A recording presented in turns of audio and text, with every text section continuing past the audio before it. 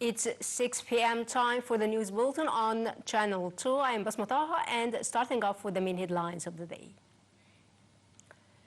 President Sisi greets Egyptians and the Arab and Islamic nations marking the birth anniversary of Prophet Muhammad. The National Election Authority announces the win of 5 candidates in the Senate election runoffs.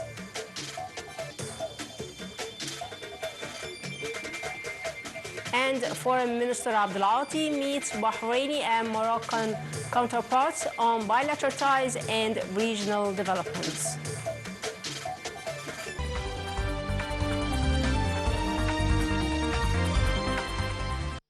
Come back, the news in full. President Abdel Fattah el-Sisi today greeted Egyptians, the Arab and Islamic nations, marking the anniversary of the birth of Prophet Muhammad, peace be upon him. Via his social media account, the president prayed to God to bring back this blessed occasion with all goodness, safety, and security to the homeland, and to bestow upon his people to follow the teachings and ethics of Prophet Muhammad, the messenger of mercy, love, and peace. Marking the 150th anniversary of Prophet Muhammad's birth, President Abdel Fattah el-Sisi addressed the nation, saying that the occasion is a great opportunity for the revival of his ethics and values. The president said that while Egypt celebrates this blessed occasion, it is determined to motivate the state institutions onto following a highly ethical system in all aspects. President el-Sisi also sent a reassuring message to Egyptians that their state is aware and alert of all the plots aiming at its destruction and is ready to face any challenges through studied procedures. Via her social media account, Egypt's First Lady, Mrs. Intisar el-Sisi, greeted Egyptians as well as the entire Islamic nations on the birth anniversary of Prophet Muhammad, peace be upon him. She prayed to God that the occasion carried all goodness and blessings to all people and to inspire them to follow his noble, sublime values of mercy, love, and tolerance.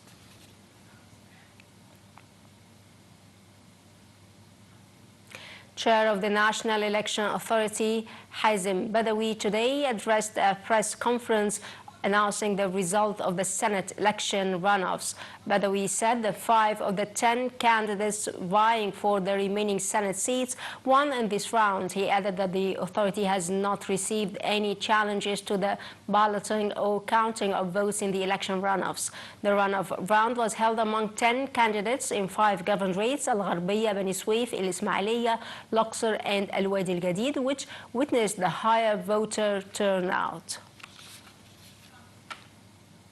Minister of Foreign Immigration and Egyptian Expatriates Affairs Badr Abdul Ati today asserted the significance of continued Arab coordination for facing regional challenges, the forefront of which is the Palestinian cause. The minister made these remarks as he received Bahrain Foreign Minister Abdul Latif bin Rashid Al Zayani on the sidelines of the 461 Arab League meeting. The top diplomats reviewed bilateral ties, saying that they are looking to enhance them in the economic and investment fields.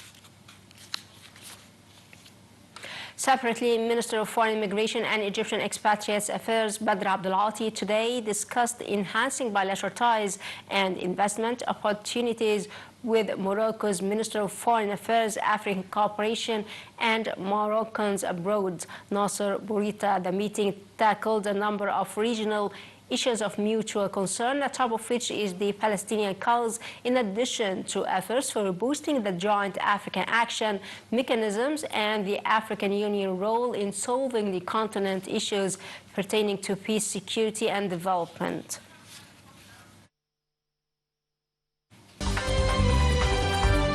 The Lebanese Health Ministry said that Israeli occupation strikes on the country's south killed at least 5 people and wounded 10 others after a morning drone attack on United Nations peacekeepers.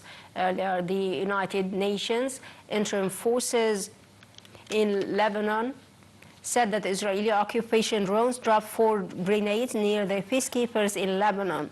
The UN force said that endangering the lives of peacekeepers was unacceptable and a serious violation of 2006 UN Security Council resolution that formed the basis of last year's ceasefire. Russia said today that the security guarantees sought by Kiev were guarantees of danger to the European continent ahead of talks between Ukrainian President Volodymyr Zelensky and European leaders. On such assurances, the summit in Paris is co-chaired by the leaders of France and United Kingdom and aims to apply pressure on Russian President Vladimir Putin following a series of failed attempts to reach a ceasefire in the over 3-year conflict. Zelensky has said he's confident Kiev allies will help increase pressure on Russia to move towards a diplomatic solution to the conflict. However, he has also said he is yet to see any signs from Russia that they want to end the war. The death toll from the powerful earthquake that struck eastern Afghanistan at the weekend rose sharply to more than 2,200, making it the deadliest in decades to hit the country.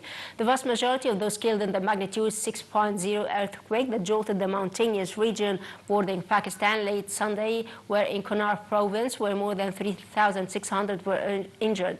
The WHO warned that local healthcare services were under immense strain with shortage of supply medicine, and the agency has appealed for more $1 million to deliver life-saving health interventions and expand mobile health services and supply distribution.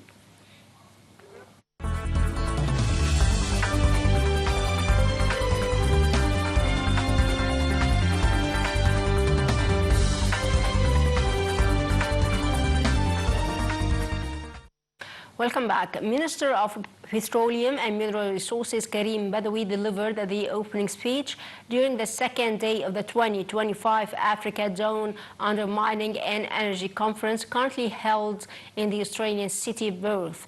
In his speech, Minister Karim Badawi presented Egypt's effort to develop the mining sector, stressing that legislative reforms adopted by the state aim at turning Egypt into an attracting destination for investors in the mining field.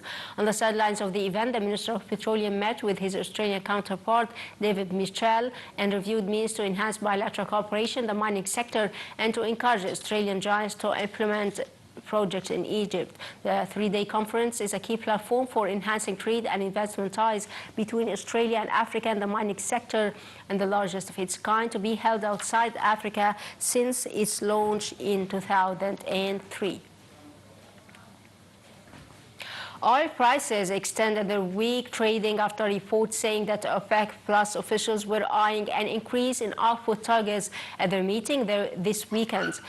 Brent crude dipped 0.6% to $67.17 a barrel, while West Texas Intermediate crude lost $1.62 to $63.97 a barrel. Prices have risen 5% over the last 6 days, with investors also nervous over the U.S. Federal Reserve future after Trump attempted to fire Fed Governor Lisa Cook. However, oil prices dropped back amid expectations of excess supply in the coming month, as OPEC Plus nations are expected to further underwhelm production cuts.